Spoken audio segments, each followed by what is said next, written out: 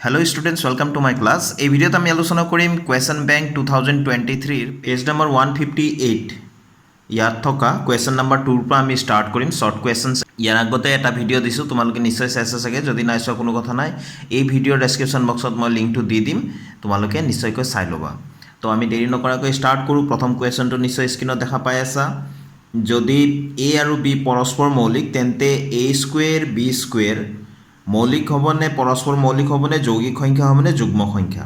তো এ আৰু বি মানে দুটা সংখ্যা যদি পৰস্পৰ মৌলিক হয়, তাৰ মানে সিহঁতৰ মাজত যদি সাধাৰণ উৎপাদক নাথাকে, তেনেহ'লে সিহঁতক এই সংখ্যা দুটাক বৰ্গ কৰিলে, অৰ্থাৎ এ স্কুৱেৰ আৰু বি স্কুৱেৰ কৰাৰ পিছতো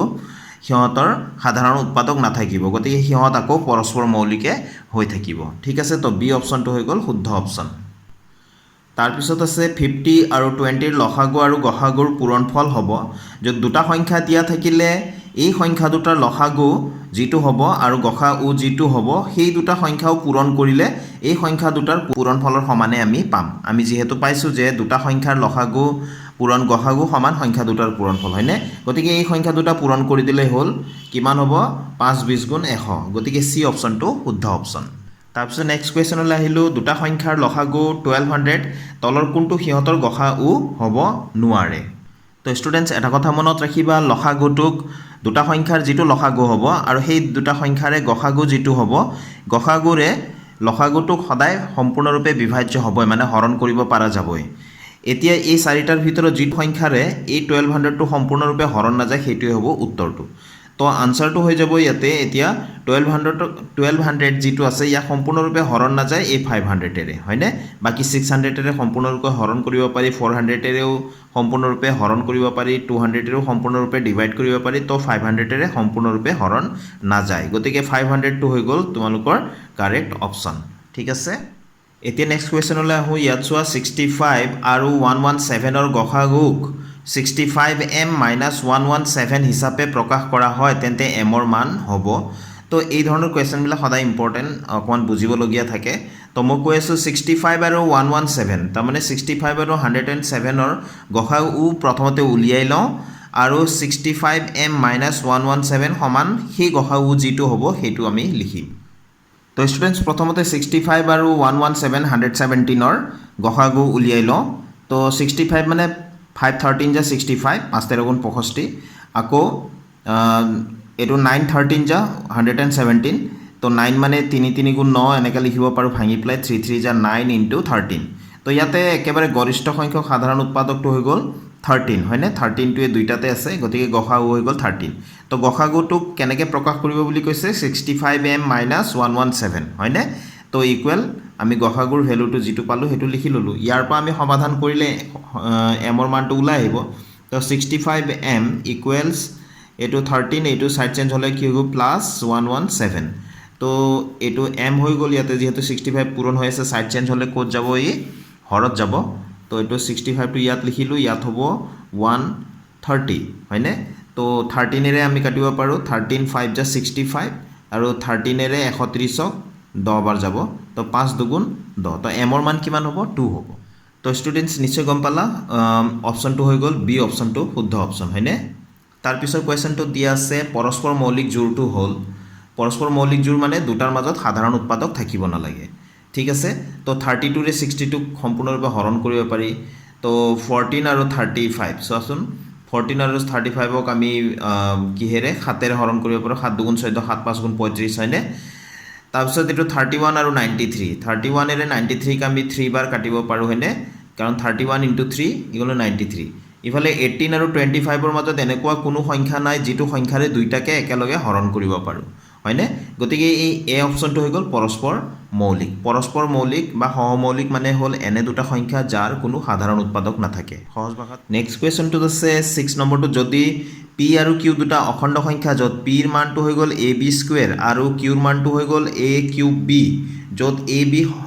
মৌলিক সংখ্যা, তেন্তে পি কিউৰ লসাগু হ'ল এই পি আৰু কিউৰ লসাগু কোনটো হ'ব? লসাগু বুলি ক'লে হায়েষ্টটোৱে আমি ল'ব লাগিব। ইয়াতে a³ আমি ল'লোঁ, যেনিবা ab স্কুৱেৰ আছে আৰু ইয়াতে a³ b আছে। ইয়াৰ পৰা এৰ ভিতৰত হায়েষ্ট হৈ গ'ল a³ আৰু বিৰ ভিতৰত হায়েষ্ট হৈ গ'ল b স্কুৱেৰ। তো a³ b স্কুৱেৰটোৱে আমাৰ হৈ গ'ল শুদ্ধ অপশ্যনটো। তো ডি অপশ্যনটো চোৱাচোন, a³ b স্কুৱেৰ আছে, এইটো হৈ গ'ল শুদ্ধ অপশ্যন। নেক্সট কুৱেশ্যনলৈ আহিলোঁ ইয়াত দিয়া আছে যদি এ আৰু বি দুটা অখণ্ড সংখ্যা যাতে এ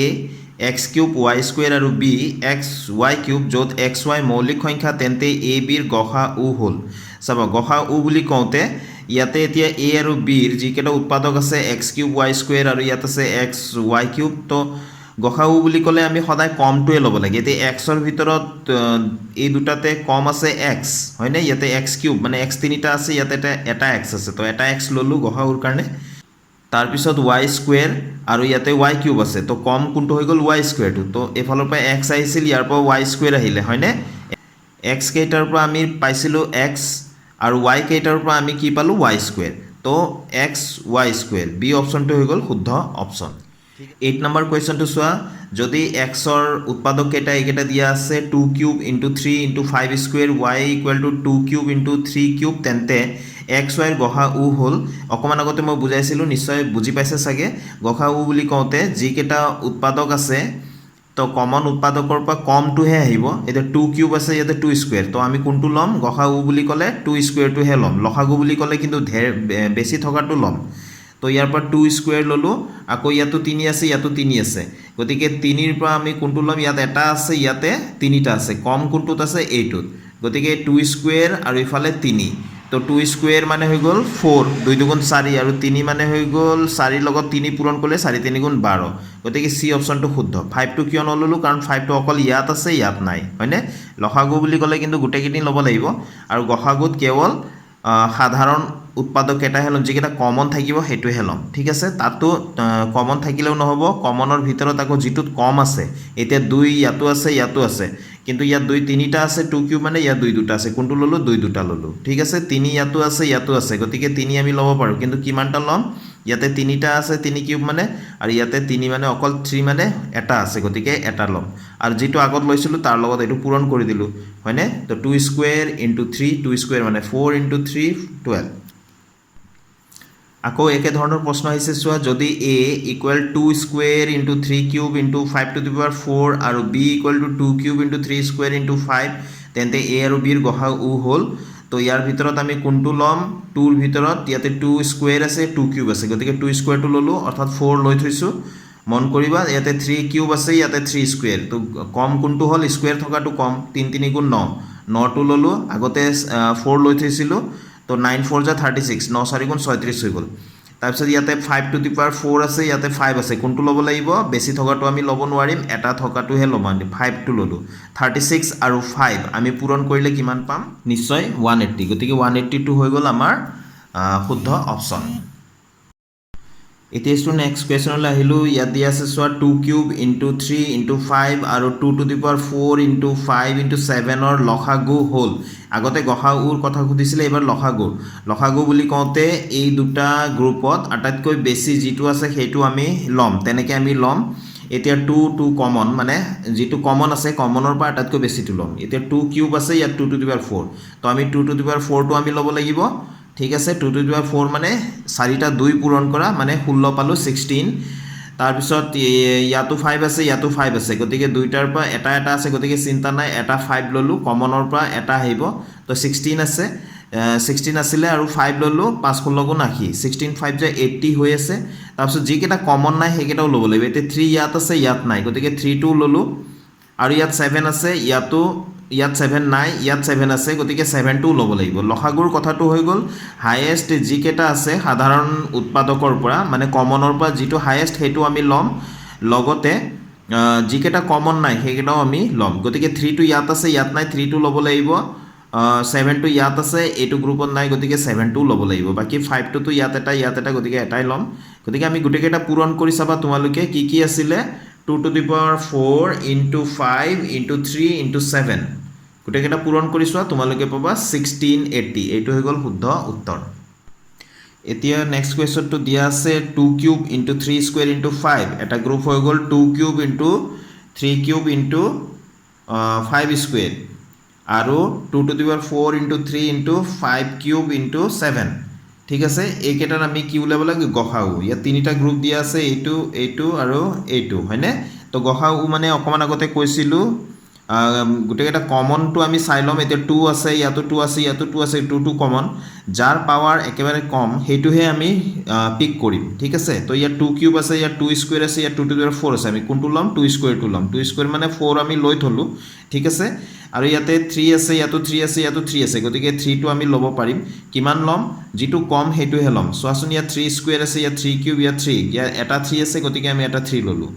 ঠিক আছে তো ইফালে 4 আছিলে আকৌ 3টো আহি গ'ল 4 3 যা 12 অৰ্থাৎ 12 হৈ আছে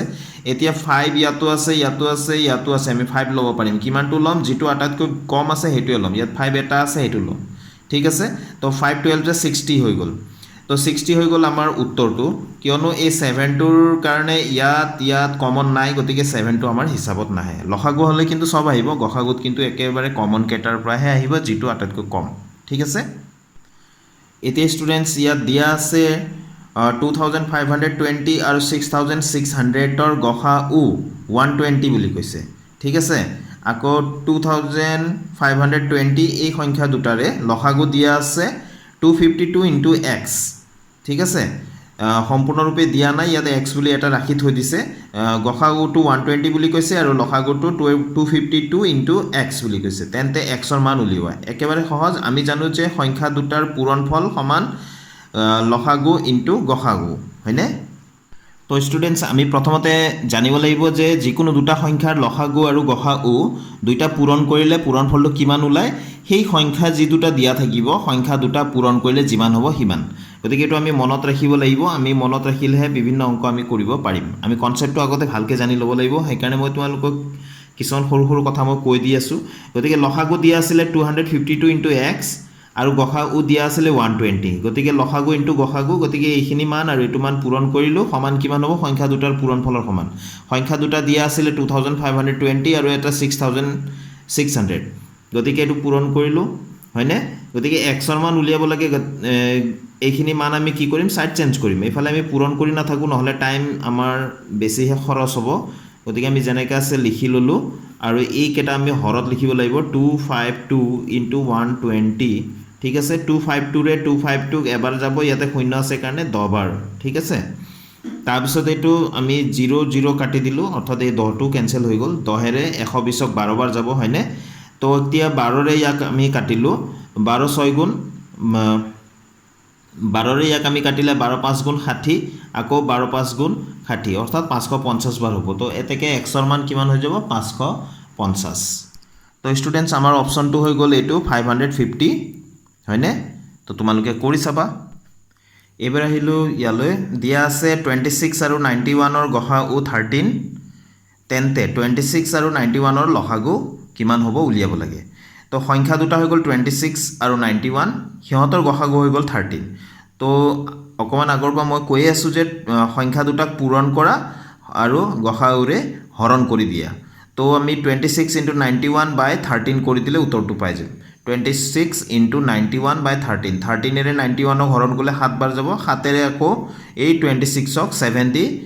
মাল্টিপ্লাই কৰি দিলে আমাৰ উত্তৰটো ওলাই যাব তো 7 6 গুণ 42 2 হাতে গ'ল 4 7 গুণ 14 4 28 তো এই বি অপশ্যনটো হৈ গ'ল আমাৰ শুদ্ধ অপশ্যন নেক্সট কুৱেশ্যনটো চোৱা একদম একে কুৱেশ্যন যদি 26 আৰু 169ৰ গসাউ 13 তেন্তে 26 আৰু 169ৰ লসাগু কিমান হ'ব তো এইটো কি কৰিম 26 ইনটু 169 বাই 13 কৰি দিম 13ৰে 26ক দুবাৰ যাব 2 ইনটু 169 মাল্টিপ্লাই কৰি চোৱা তোমালোকে পাবা 338 গতিকে এইটো হৈ গ'ল আমাৰ শুদ্ধ অপশ্যন নেক্সট কুৱেশ্যনটো দিয়া আছে চোৱা যদি a equal 2 cube into 3 b equal 2 into 3 c equal 3 two the power n into 5 আৰু a b c এই যে a b c দিয়া আছে ইহঁতৰ লসাগু যদি এইখিনি হয় 2 কিউব ইনটু 3 স্কুৱেৰ ইনটু 5 তেন্তে n ৰ মান উলিয়াব লাগে তো ষ্টুডেণ্টছ আমি এই তিনিটাৰ মানকেইটা আমি এনেকৈ লিখি ল'লোঁ তো লসাগু আমি উলিয়াব লাগে লসাগুটো চোৱা দুটা আছে ইয়াতে তো দুটাৰ ভিতৰত ইয়াতে পাৱাৰ যিটো বেছি আছে মই সেইটোৱে ল'ব কৈছিলোঁ হয়নে অকণমান আগতে মই বুজাইছিলোঁ তো 2 কিউব আহি গ'ল 3ৰ ভিতৰত চোৱা 3 3 3 ইয়াতে 3 টু দি পাৱাৰ n আছে গতিকে 3 টু দি পাৱাৰ n ল'লোঁ আৰু 5 ইয়াত আছে বাকী কেইটাত নাই গতিকে কমন নাথাকিলেও আমি লসাগুত গোটেইকেইটা আমি ল'বই লাগিব তো আমাৰ লসাগু হৈ গ'ল এইটো কিন্তু আমাৰ লসাগুৰ মান এটা দিয়া আছে গতিকে আমি লিখিম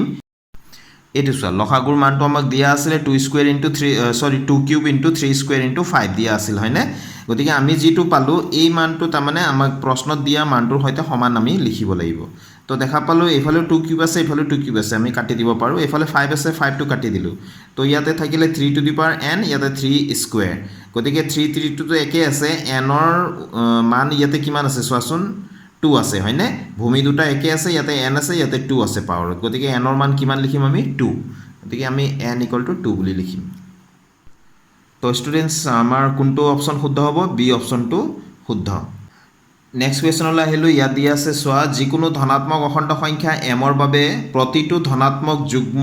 অখণ্ড সংখ্যাৰ আৰ্হি হ'ব যুগ্ম অখণ্ড সংখ্যা বুলি ক'লে টুৱাইছ m হ'ব যুগ্ম সংখ্যা অৰ্থাৎ টুৱাইছ m ঠিক আছে তাৰপিছত চাওঁ যিকোনো ধনাত্মক অখণ্ড সংখ্যা n ৰ বাবে প্ৰতিটো ধনাত্মক অযুগ্ম